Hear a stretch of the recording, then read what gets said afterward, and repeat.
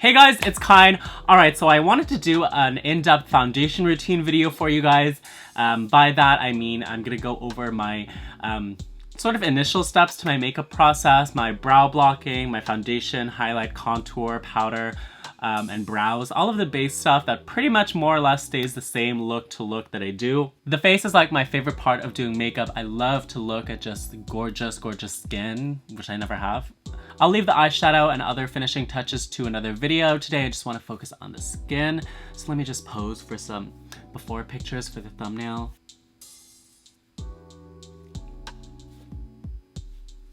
I'm gonna jump right into the brow cover, and I showed you guys this before. This is Aide cream. It is an adhesive used in special effects makeup for like gluing on prosthetics. I like to use this for my wigs too.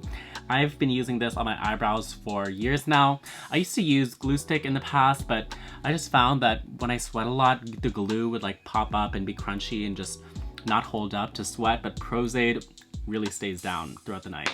This is a disposable little brow spoolie and a disposable popsicle stick, and I always just throw these out after use. So I bought them in bulk because if you use like a metal spatula, it's better for the environment, but it just gets all clogged up with the product and it's very hard to take off. So I'll load up the end of the popsicle stick with about this much, and then I'll start swiping it in my brows, going in upward motion. And then after I've applied it, I just brush the hairs up. Well, the front hairs you have to brush up, and the outer hairs over here you have to brush out, because you have to brush it in the direction that the hair wants to grow so that it will lay as flat as possible with the least resistance. Aide comes in cream or liquid formula, and I tend to find the liquid just takes way too long to dry. I never use it anymore for that reason. So the cream, you have to work quite fast with it, because if you just don't brush it flat and you let it dry, then it's gonna be crunchy. So then once it's brushed down, you can apply a little bit more. You have to get a feel of when the brow hairs are fully lying 100% flat, because if there's a few that are popping up, then you're gonna see that through the makeup. The Aide is basically a skin-safe glue that will glue the brow hairs down to remove all the texture. But a problem that I sometimes have is the Aide itself, the glue itself has its own texture. Like this white spot right here, if I just put foundation over top, you would see the little texture of that line. So this is a paper towel with a little bit of alcohol on it, and I will use that just to wipe away the excess glue so that that part above the brow is just completely flat and blends right into my skin. And a lot of you guys have asked where you can buy Aide. I buy it at like a theatrical makeup store. So you can look online to see if there's one of those in your city, or you can find it online. You don't want to use too much of this, because if you use too much, there'll just be way too much glue all over the place. Like you see here, some of that excess glue that was just brushed up. Again, I'm gonna take a little bit of alcohol on a paper towel and wipe that away and just sort of smooth the edge of it into my skin.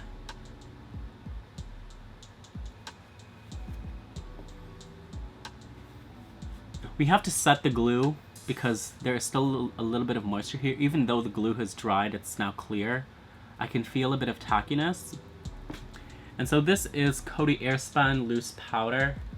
And I'm gonna take a little powder puff and just do this.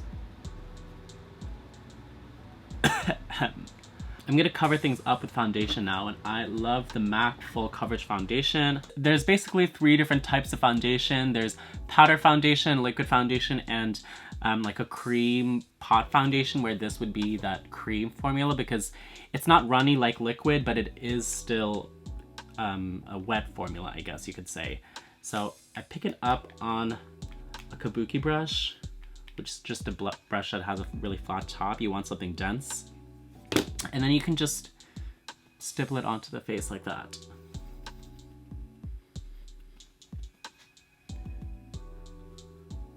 Before I do the bottom half of my face, I like to use a little bit of color correction. This is the Makeup Forever Flash palette.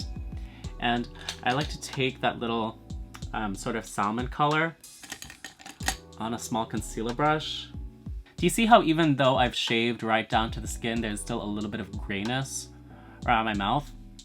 Sometimes I see in like up close pictures and in HD, I see a little bit of that color peering through my foundation. So to combat that, I like to use a little peach color over top of it to sort of counteract that color.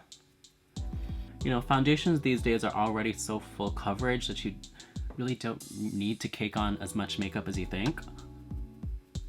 And now if I put my foundation over top of this, because the peach was a cream formula and the foundation is a cream formula, they would probably mix and then I would just look like I have like a red chin.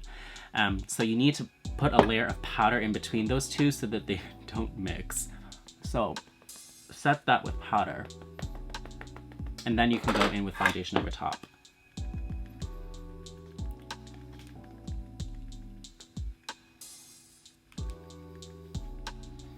So that's my foundation on, so now I'm gonna do a little bit of contouring and highlighting. One route you can go down is to find your foundation and just buy the colors that are lighter and darker than this, like go 3 or 2 shades lighter and 2 or 3 shades darker.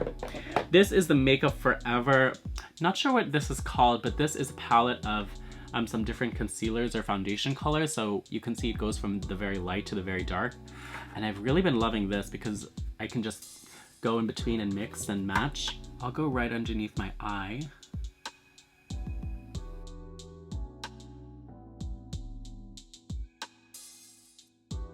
We're kind of acting as if there's always a beautiful studio ring light in front of us, just illuminating us from the center. So that's why we like to highlight the center of our face.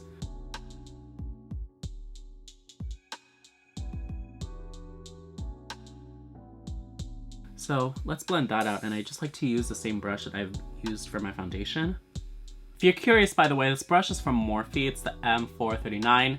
Any sort of foundation brush in this shape will work. I have a few other ones. This is from Sigma. See how this has a flat top where this is tapered a bit? This is also from Sigma, and this has a little spiked edge that's supposedly meant to better help you get in the nooks and crannies and corners of the face. I honestly don't really see much of a difference whichever brush I use on my face. I kind of just use whichever is clean. This is from NYX. I don't particularly like this as much as I like those other 3 brushes. See how this, if I try to move the hairs, like there's a lot of resistance. This is just very dense, whereas this, it doesn't have as much hairs in it. It's a little bit more sparse. And so I don't like this for putting on foundation because the sparseness of this eats up a lot of the product and it doesn't give me as full coverage as this does. It still is worth some use though. I like to use this just to put on a little bit of contour. So let's take some of those darker shades. Like, see how when I put it on, it looks more diffused. It doesn't have as high color payoff when I use this brush. One of my favorite parts of my makeup is the brow highlight. Ooh, I just love when it's just like stark white and so bright. So I'll dip into that white and maybe dip into a little bit of this. You can see the colors have like blended together. It's actually quite terrible. And this is a brush from Royal & Lanical. Usually when you see an angled brush, it's like very small and thin and meant for eyeliner or for the eyebrow, but I like how this is quite big because it's the perfect shape for me to do what you're about to see me do. So I like to start right about just above where my real eyebrow arch is, and then I wing it down like that. And do you see how, since this is an angled brush, it creates that harsh edge on top, but a blended edge on the bottom? That's what the angled brush is used for. I just climb my way inwards, and then I ended right about where my real brow also ends. I think that's the trick of getting a more natural looking brow, is making it start exactly where your real brow starts. I use the belly of it to sort of blend it down onto my eye. Now I'm gonna do the same to the other eye. So I start at the arch and then just kind of swoop out.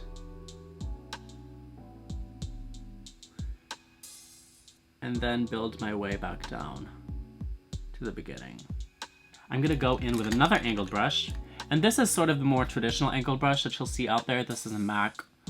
The number is rubbed off, but I think it's a 266. I'm gonna dip into this, the second darkest color, and I'm gonna etch out a brow.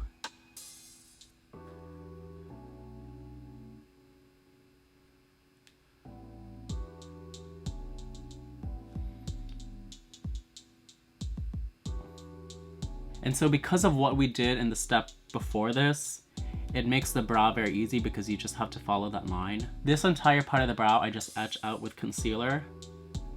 And now that the brush has deposited the majority of the product, in fact, I can even sort of wipe off any more excess onto a paper towel that's right in front of me. So the brush is like 80% empty. Now that there's very minimal product on the brush, I sort of feather the product inwards because I like that brow to be very faded right here.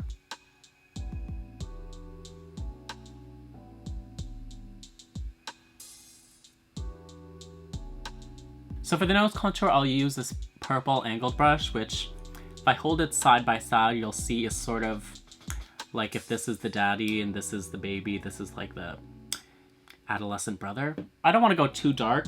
I kind of just want to pick the lightest shade that's darker than me. I kind of like to start where the eyebrow starts here. And then I just go all the way down to the tip of my nose. So I'm drawing this along the side of the nose. So if I start right here, I'll bring it up to match that and to meet it. The trick to a good nose contour, I have found, is not the contour but the highlight. The highlight is what will really bring it all together. So I'm gonna use, you guessed it, another angled brush. I have so many angled brushes, I'm just realizing this. So I'm gonna go in with a lighter color. Maybe I'll go in with this. And I'm gonna start at the tip of my nose and just do a little boop right there. And then I'm gonna bring it up.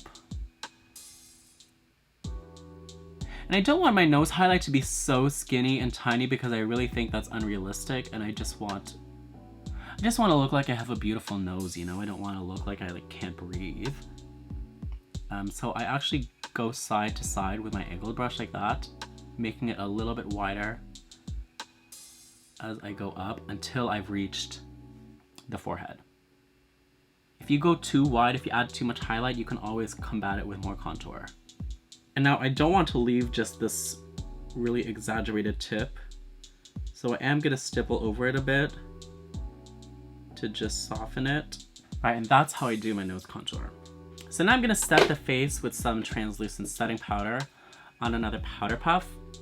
I'm just gonna go straight in and just press my face, no sweeping, no blending, no doing nothing with the powder except for just pressing right straight onto the face like this.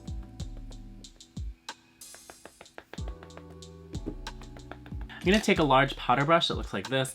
Pretty sure it's clean, I don't think there's any product on it, but could be wrong. And I'm gonna sweep off the excess. Now that my face is not shining bright like a diamond, you can see the detail that I put into that nose contour. You can see it really did slenderize the nose, but it doesn't look too extreme. And if I want it darker than this, then I'm just gonna go in with powders. Find yourself a bronzer that is in your skin tone, but just a little bit darker.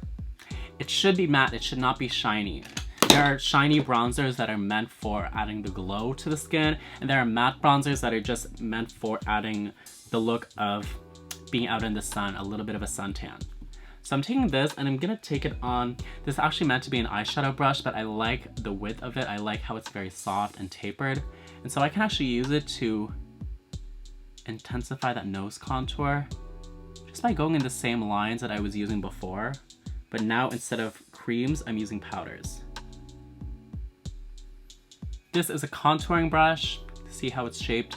Something on this side is what you want to use for your contour. Sort of circular motions, keeping it very blended, very diffused. I'll go in to the sides of my face, like that. This is a Mack Studio Fix foundation. This is an example of what a powder foundation looks like if I sort of swatch it and put it right on. You can see it's quite high coverage, but I don't love using powder foundations too much. I think they make my skin look kind of dry. I do like to use them as a little bit of a finishing powder. This is in the shade NC35, which is quite a bit lighter than me. And then this is a second one in the same formula, but in the shade Shivering White, which is the perfect white and one of my favorite products from Mack. I'm gonna take this on the belly of a flat eyeshadow brush, and I sort of mix it with the NC35. So I'll put that right where my brow highlight is, where we did all that highlighting. And this just really intensifies it and steps it up. Ooh, I love this part right here.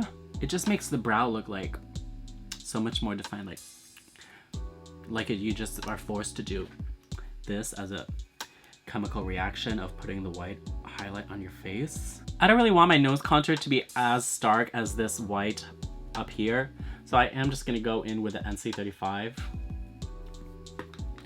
And I'm just gonna go up and down a bit on the bridge of my nose and at the tip. Anyway, that's pretty much it for my foundation routine. All that's left now for me to do is the eyes and cheeks and lips. But I really just wanted to focus this video and dedicate it to the base because it might not be the most interesting part of the makeup. It might be an afterthought to some people, but I really do think it's worth the time and the effort and the blending. I think it really shows. So I hope you guys enjoyed watching this and that you learned something cool. Anyway, be sure to subscribe if you haven't already. I hope you guys are all doing well, and I'll see you guys next time. Bye!